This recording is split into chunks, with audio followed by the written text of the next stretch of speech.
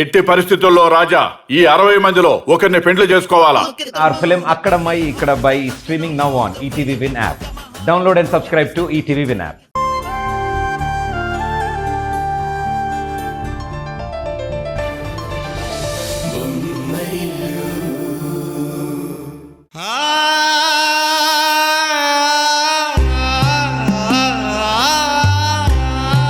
ఏవండి, ఇప్పుడే తెస్తాను.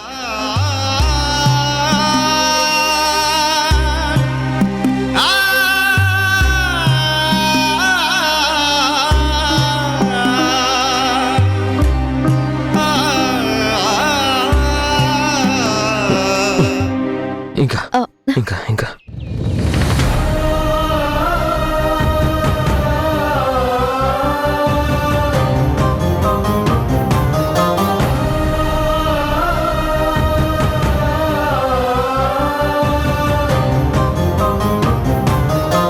ఏవండి, తీసుకోండి.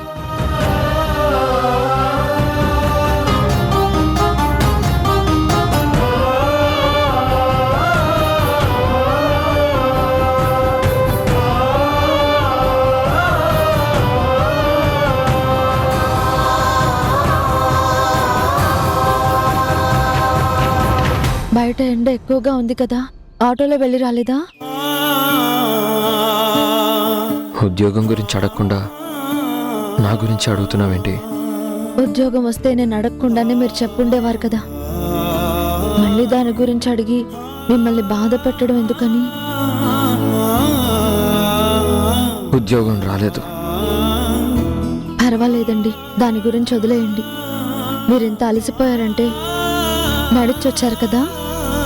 నడక మంచిదని డాక్టర్స్ చెప్పారు కదా, అందుకే. మండుటెండలో నడవమని ఏ డాక్టర్స్ చెప్పారండి? 200 తీసి పెడితే మీరు 100 రూపాయలే తీసుకుని వెళ్ళారు. సరిపోవని బాధపడుతూనే ఉన్నాను. అనుకున్నంత అయింది. మడదెబ్బ తగులుంటే ఏమయ్యేది?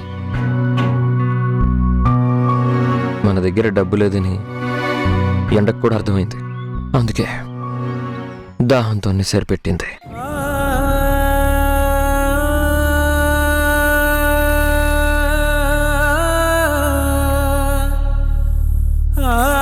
ఏంటి బాధపడుతున్నావా?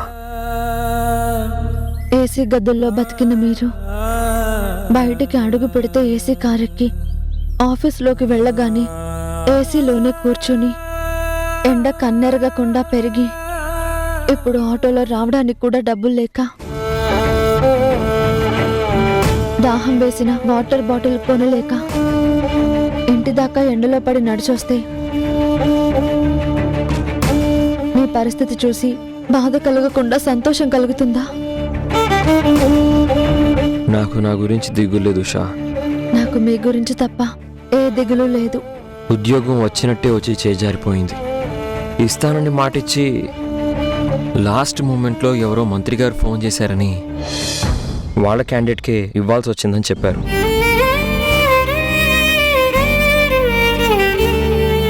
ఉద్యోగం వస్తే నీకు కడుపు నిండా అన్నం పెట్టొచ్చని ఆశపడ్డాను.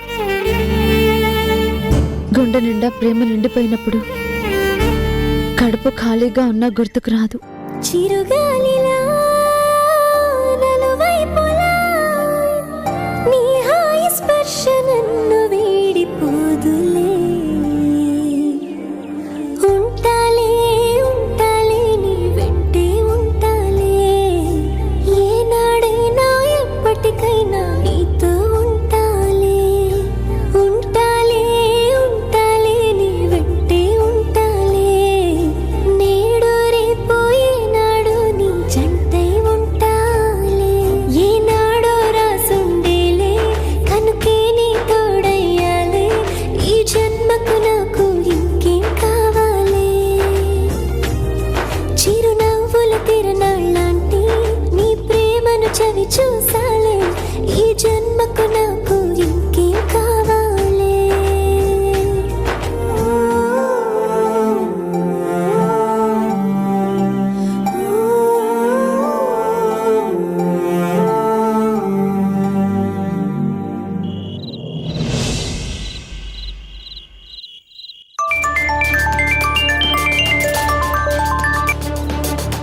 డాడ్.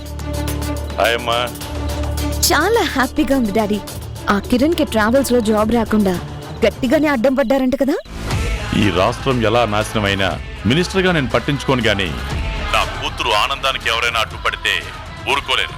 ఈ శంకరుడు మూడో కన్ను తెరిచి మసి చేస్తాడు. చెప్పమ్మా, ఇంకా నీకేం కావాలి? అవసరమైతే అడుగుతాను daddy. Love you so much. Harika, Kiranmayi, మేఘన. డాడ్ మళ్ళీ కాల్ చేస్తాను. ఓకేనమ్మా, ఉంటాను.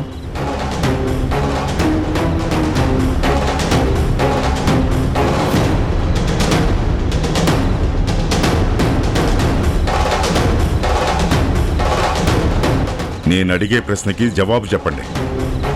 రాధా ప్రసాదులు ఇంటికొచ్చారా?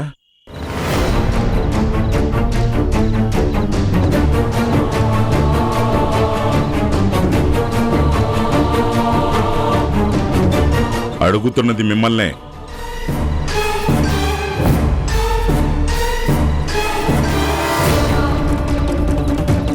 హారిక, వచ్చారు మావయ్య. వాళ్ళని ముందు చూసింది నేనే. తర్వాత వాళ్ళని రిసీవ్ చేసుకొని కూర్చోమన్నాను. ఆ తర్వాత వాళ్ళు కూర్చున్నారు. అత్తయ్య వచ్చేలోపు కాఫీ ఇద్దామని కిచెన్లోకి వెళ్ళాను.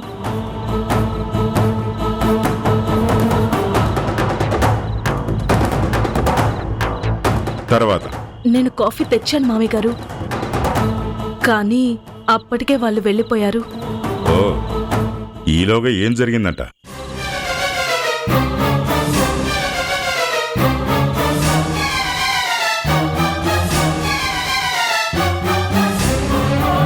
ఆ వచ్చిన వాళ్ళు ఈ ఇంటి వియ్యింకుల స్థానంలో ఉన్న వ్యక్తులని తెలుసుకోకుండా అవమానించారు.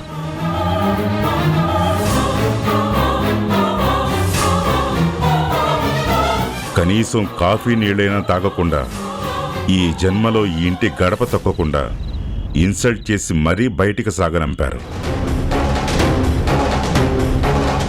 ఏంటి, ఏదో పెద్ద అపరాధం జరిగినట్టు వాళ్ళంతగా వెనకేసుకొస్తున్నారు? వాళ్ళొచ్చింది నిన్ను పరామర్శించడానికి కాదు, నిన్ను నన్ను కలవటానికి కూడా కాదు, కూతుర్ని చూడటానికి, అల్లుణ్ణి పలకరించడానికి. కానీ ఇక్కడ కూతురు కనిపించలేదు సరికదా. కూతురు మీద అభాండాలు వేసినందుకు కుమిలిపోతూ నా దగ్గరికి వచ్చాడు. నమ్మి మా బిడ్డరిచ్చినందుకు ఇంత ద్రోహం చేస్తావా అని ఒక ఆడపిల్ల తండ్రిగా కన్నీళ్లు పెట్టుకుంటూ నన్ను కడిగేసి మరీ వెళ్ళాడు. ఏంటి, మిమ్మల్ని అడిగేంత ధైర్యమా వాళ్ళకి? వాళ్లకున్నది మనల్లా కోట్ల ఆస్తి కాదు, ఆత్మాభిమానం. డబ్బుతో ఖరీదు కట్టలేని నిజాయితీ. అదే వాళ్ళ బలం, అదే వాళ్ళ ధైర్యం. ఇంత అడుగుతున్నా ఎవరు మాట్లాడరేంటి? వాళ్ళని ఇంట్లో నుంచి గెంటేసిన ఆ వ్యక్తి ఎవరు?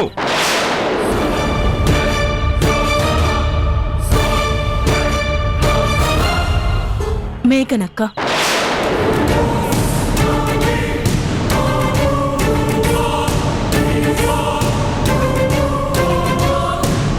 ఓహో, ఏంటమ్మా ఈ మధ్య నువ్వు ప్రక్షాళన కార్యక్రమాలేవో మొదలుపెట్టినట్టున్నావు? ఒకవేళ వాళ్ళ ప్లేస్లో మీ అమ్మా నాన్నలుంటే, వాళ్ళు ఇంటికొచ్చినప్పుడు నేను వాళ్ళని అంతలా అవమానించుంటే నీకెలా ఉంటుంది? మీరనే పరిస్థితికి వాళ్ళని తీసుకురాను మావయ్య. ఉషా కూడా ఆ రోజు అలాంటి పరిస్థితిలో లేదమ్మా. నిందలు వేసి పంపడమే మన లక్ష్యం అయితే ఇక నిజాలతో పనేంటంట?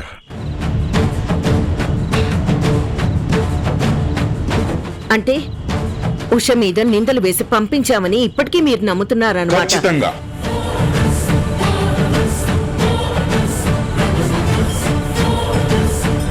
ఉషా మీద అభాండాలు వేయటానికి సహకరించిన మేఘన ఇప్పుడు ఉషా తల్లిదండ్రులు బయటికి వెళ్ళటానికి కూడా ఎందుకు కారణమైందని సూటిగా ప్రశ్నిస్తున్నాను. మావయ్య, ఈ ఇంటి ప్రతిష్ట ఆరిపోతున్న దీపంలా ఉంటే నేను జస్ట్ చేతులు అడ్డం పెట్టాను. చేతులు అడ్డం పెట్టి దీపం ఆరిపోకుండా కాపాడు. కాని ప్రేమ మరింత ఎక్కువై చేతులు హద్దులు దాటి జరిపితే మొత్తం చేతులే కాలిపోతాయమ్మా. అంటే ఏంటి మావయ్య, నేను తప్పు చేశానా? నువ్వు చేసింది తప్పో ఒప్పో నాకు తెలియదమ్మా. కానీ ఖచ్చితంగా మీ అత్తయ్య మాత్రం పెద్ద తప్పు చేసింది. ఏంటి ప్రతిదానికి నన్ను టార్గెట్ చేసి మాట్లాడతారు? అవును కిరణ్మయ్య, ఇంటి పెద్దగా నువ్వు అందరికీ ఆదర్శంగా ఉండాలి తప్ప పరోక్షంగా వాళ్ళు తప్పు చేయటానికి ప్రోత్సాహం ఇవ్వకూడదు. ఎస్, ఇప్పటికే నువ్వు చాలా పోగొట్టుకున్నావు కిరణ్. నీ జీవితంలో నువ్వు ఏదైనా పోగొట్టుకో, కానీ నిన్ను నువ్వు మాత్రం పోగొట్టుకోకు.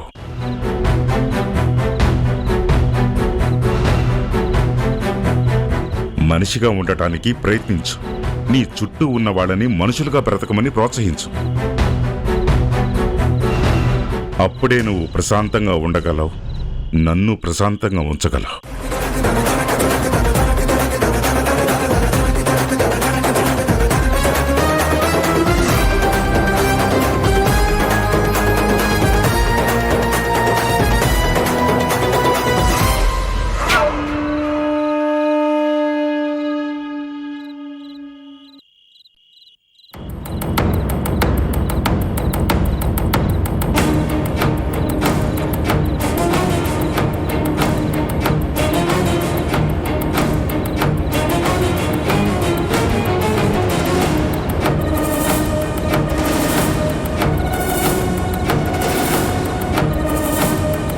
ఏంటి అమృతాంజన్ రాసుకున్నావా? అంజనం వేసి చూసినట్టు అమృతాంజన్ రాసుకున్నానని అంత ఖచ్చితంగా ఎలా చెప్పావు? స్మెల్ వస్తుంటే తెలుసుకోలేనా? ఇది తెలిసిందే కానీ నీ భార్యని ఎంతమంది అవమానిస్తున్నారో అది మాత్రం నువ్వు తెలుసుకోవు కదా. ఈ ఇంటి పెద్ద కొడలైన నా భార్యకి మీరిచ్చే గౌరవం ఇదేనా అని నువ్వు నిలదీసి అడగవు. చెప్పు సంజయ్, ఈ ఇంటి శ్రేయస్సు కోరడం నా బాధ్యత కాదా? ఇంటికొచ్చిన ఉషా తల్లిదండ్రుల్ని చూసి వాళ్ళ మూలంగా ఈ ఇంట్లో ఎంత అశాంతి రేగిందో తెలిసిన నేను వాళ్ళని నిలదీయడం నేరమవుతుందా? జరిగిన అనర్థానికి అందర్నీ శాసించే అత్తయ్య ఈ రోజు శ్వాస వదిలేసిన మనిషిలా బ్రతుకుతుంటే దీనికి కారణమైన ఉషా తల్లిదండ్రుల్ని నేను నిలదీసి ప్రశ్నించడం తప్పవుతుందా? ఎందుకు సంజయ్, ఎందుకు నన్ను నిన్ను ఇంట్లో అందరూ పరాయి వ్యక్తుల్లాగా ఎందుకు చూస్తున్నారు? ఆర్థికంగా ఎవరికి ఏ లోటు లేకుండా బ్రతికిస్తున్నా ఈ ఇంటి పెద్ద కొడుకు భార్య నేను. ముద్దు ముచ్చట లేకుండా ఎప్పుడు కంపెనీలోనే బిజీగా ఉంటున్న భర్తని చూసి అందరిలాగా నేనెందుకు జీవితాన్ని అనుభవించలేకపోతున్నానే అనే దుఃఖాన్ని నేను దిగుమింగుకొని బ్రతుకుతున్నా ఒక కోటీశ్వరుడు బిడ్డని నేను. చూశారుగా వాళ్ళు మనకెంత గౌరవం ఇస్తున్నారో అనేది. అంతెందుకు సంజయ్, ఏ రోజైనా ఇంటి వ్యవహారాలు మావయ్య గారు నీతో వచ్చి మాట్లాడారా? పెద్ద కోడలుగా నేను జోక్యం చేసుకుంటే ఆయన భరించగలుగుతున్నారా? అనవసరమైన సమయాల్లో నేనేదో వచ్చి అందరినీ డిస్టర్బ్ చేస్తున్నట్టు అంతెత్తున లేస్తున్నారే తప్ప ఇదిగో నా పెద్ద కొడుకు అవతల కష్టపడుతున్నాడు, ఇక్కడ జరిగే ప్రతి సంఘటన వాడి నోటీస్కి వెళ్లాలని అనుకుంటున్నారా? లేదే, ఏదీ లేదు. కావాలంటే తరుణ్ణి పిలుస్తారు, అంతకే అవసరమైతే హారికను కూడా పిలుస్తారు. అంతెందుకు మీ చెల్లెలు రేణుకిచ్చే గౌరవం కూడా నీకివ్వడం లేదే? చెప్పు సంజయ్, మాట్లాడు. నేనేమైనా తప్పన్నానా? నా భర్తకి అవమానం జరిగిన చోట వీళ్లతో కలిసి ఉండాలని నేనెలా కోరుకుంటాను? ఇంకా ఆపుతావా? అలా అరవడం కాదు సంజయ్, నేనన్న మాటలకి అర్థం తెలుసుకో. తెలుసుకుంటున్నాను. నిజంగా తెలుసుకుంటే ఇక మానేసి ఈ కంపెనీని ఉద్ధరించడం కోసం మనం పెట్టిన సంతకాలు ఇవన్నీ ఆపేసి డాక్యుమెంట్లన్నీ చించేసి ఈ ప్రాపర్టీ వాళ్ళకి మిగిల్చేసి నాతో పాటు వచ్చేసి ఇంకా ఏ లోటు లేకుండా నా పుట్టింట్లో నువ్వు ఆనందంగా బ్రతికే అవకాశం నేను కల్పిస్తాను. ఇంకా అలా చూస్తావేంటి? ఇక ఈ ఆస్తులు ట్రాన్స్ఫర్ల గురించి ఆలోచించడం మానేసాయి. కుదరదు. చూడు మేఘన, నాకు ఆస్తులు కావాలి, అవి మనకే రావాలి. రేపు ఇలాగే ప్రవర్తిస్తే వీళ్ళందరూ నోరు నొక్కి ఒక మూలను పడేసి ఇచ్చింది తీసుకుంటూ పెట్టింది తింటూ మూసుకొని పడుండమని నేను శాసిస్తాను. సబాష్, కొంచెం ట్రాక్ లో పడ్డావు పురుషోత్తమా. ఎందుకంటే ఒక కాలటు ఒక కాలిటు పెట్టి ఇంతకాలం ఆలోచిస్తున్న నువ్వు ఇప్పుడు కొద్దో గొప్ప నా ఆలోచనల దగ్గరకు వచ్చావంటే ఇంకెంత. మొత్తం అందరినీ నువ్వు అసహించుకునేట్టు చేయడం నాకు పెద్ద పనేం కాదు. ఏంటి ఆలోచిస్తున్నావు? నీ గురించే, నీలో వస్తున్న మార్పు గురించి. ఏం పర్వాలేదు, నేను కూడా అన్ని విషయాలు అబ్జర్వ్ చేస్తున్నాను. ఇక నుంచి ఏం చేయాలో నేను నిర్ణయించుకునే అవకాశం వాళ్లే కల్పించారు కాబట్టి ఆ రూట్లోనే ప్రయాణం మొదలు పెడతా. గుడ్, మంచి నిర్ణయానికి వచ్చావురా మగడా.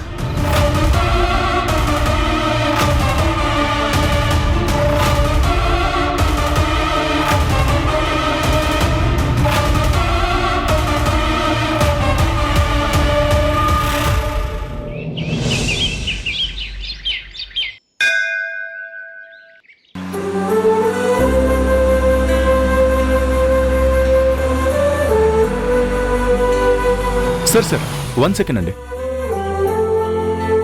ఈ ఫోటోలో ఉన్న పర్సన్ మీరు ఎప్పుడైనా చూసారా? ఇక్కడే ఉంటున్నారని తెలిసిందే. సార్ ఇక్కడే లాస్ట్ ఇంట్లో ఉంటాడు sir. Thank you so much.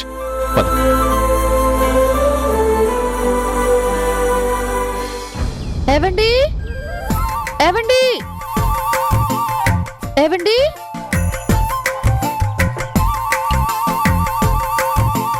ఏరి నా పతిదేవుడు.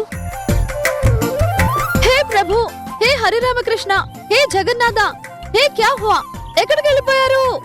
పిలిచావా బాలిక?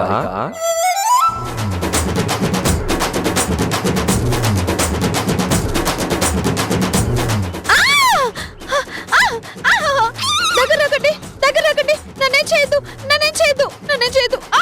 నేనే నీ మొగుడిని.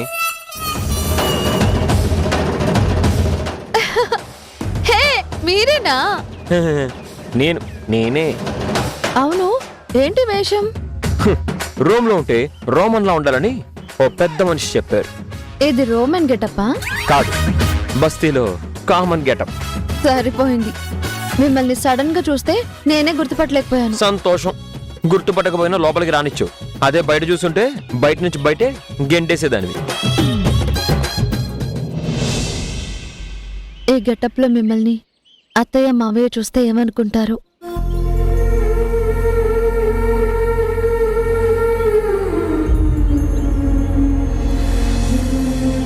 వాళ్ళు అసలు నా గురించి పూర్తిగా మర్చిపోయినట్టున్నారు. అది కలలో కూడా జరగదు. ఏ తల్లిదండ్రులు కన్న బిడ్డల్ని మర్చిపోరు. మనం బయటకు వచ్చిన తర్వాత అసలు మన కోసం వెతికించే ప్రయత్నమే చేసినట్టు అనిపించడం లేదు. నా మీద కోపము, లేదంటే ఆకలితో ఇబ్బంది పడ్డాక వాడే తిరిగి వస్తాడన్న ధైర్యము. ప్రయత్నం చేయడం లేదని ఎందుకు అనుకుంటున్నావు కిరణ్?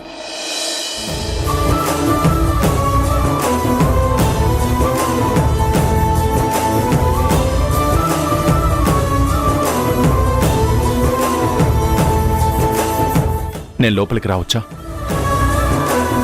అవేం మాటలన్నయ్యా, రా.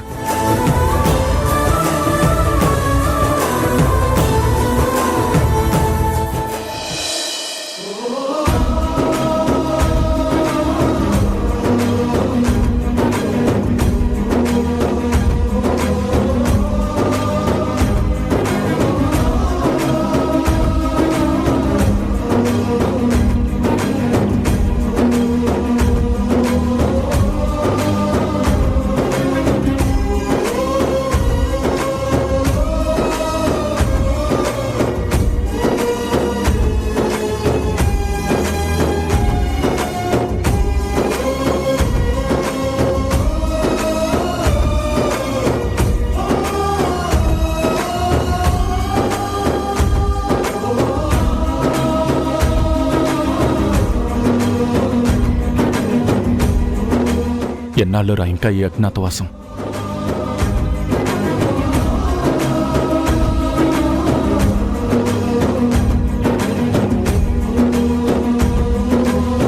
ఎలా ఉండగలుగుతున్నారు మీ ఇద్దరు ఈ ఇంట్లో? మా ఇంటికి ఏమైందన్నయ్య? బొమ్మరిల్లులా ఉంది కదా. నీ కళ్ళ కనిపిస్తుందా? బావగారు, కూర్చోమని చెప్పలేను, ఎందుకంటే కూర్చోడానికి ఇంట్లో కుర్చీ లేదు. పర్వాలేదమ్మా. మా ఇంట్లో పరుపు అనబడే ఒక పదార్థం ఉంది. ఇబ్బంది లేకపోతే కూర్చోవచ్చు, కానీ కూర్చుంటే ఉల్లిగడ్డ బస్తా మీద కూర్చున్నట్టు ఉంటుంది. ఏమండి? ఒక నిమిషం.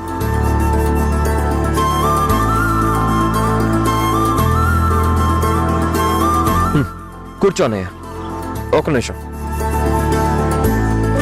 కూర్చో.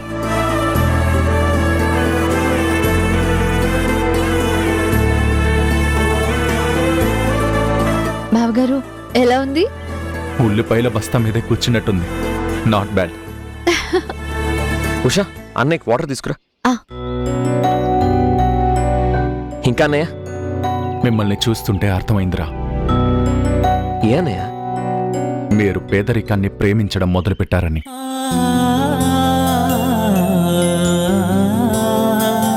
ఆ రోజు నేనుండుంటే అసలు మిమ్మల్ని బయటికి అడుగు పెట్టనిచ్చేవాణ్ణే కాదు. నువ్వు లేకపోవడమే మంచిదైందన్నయ్య. నీ మాట కూడా కాదని నేను బయటికి రావాల్సి వచ్చేది.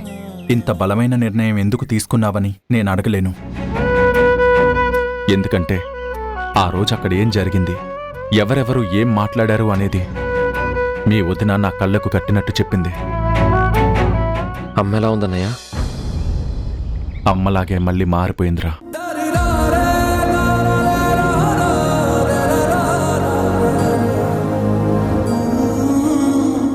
ఒక్క మేఘన వదిన తప్ప అందరం మీ ఇద్దరూ తిరిగి రావాలని కోరుకుంటున్నావురా. నాకు తెలుసన్నయ్య. మరి నాతో పాటు మీరిద్దరూ వచ్చేయచ్చు కదా.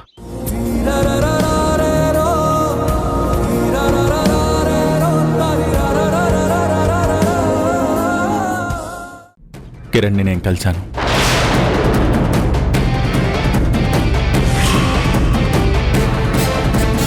నువ్వు చెప్పేది నిజమా? అవునన్నా, నేను కిరణ్ని కలిశాను. ఎక్కడ కలిసావురా? ఎప్పుడు కలిసావు? అసలు వాడు ఎలా ఉన్నాడు చెప్పరా?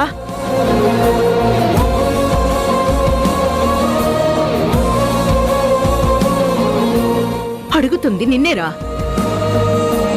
చెప్పు.